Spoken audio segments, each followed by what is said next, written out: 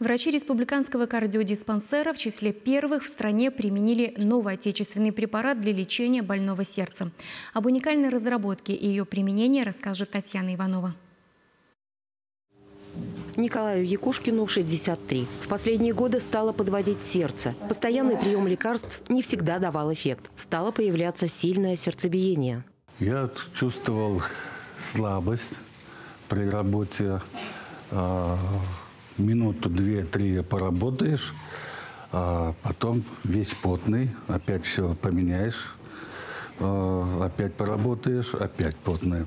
Кардиологи выявляют много разных нарушений ритма сердца. Орган не может работать как надежный мотор. И в первую очередь это обнаруживается при самом простом обследовании – электрокардиограмме. В мае в арсенале чебоксарских кардиологов появился новый препарат, разработанный учеными Национального медицинского центра кардиологии имени Чазова. Одним из первых, кому был введен медикамент, стал Николай Якушкин.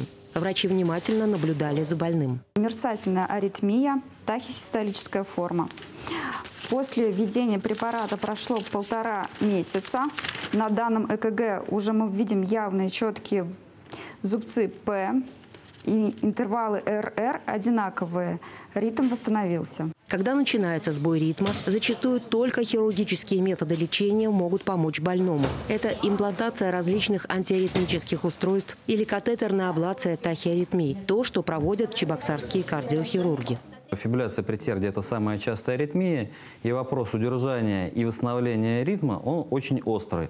И еще более остро он стоит в клиниках, которые находятся на некотором отдалении от центральных больниц. Как то центральные районные больницы, какие-то городские клиники. И новый препарат как раз в этих условиях обретет свою нишу и позволит помогать пациенту. Импортных аналогов такого препарата не существует. В Чувашии более 8,5 тысяч пациентов, страдающих фибрилляцией предсердий. Новый антиаритмик станет препаратом для экстренной помощи в условиях отдаленных районов республики. Во втором полугодии препарат поступит во все больницы, где оказывается неотложная помощь людям с больным сердцем. Татьяна Иванова, Игорь Ульянов, Вести, Чебоксары.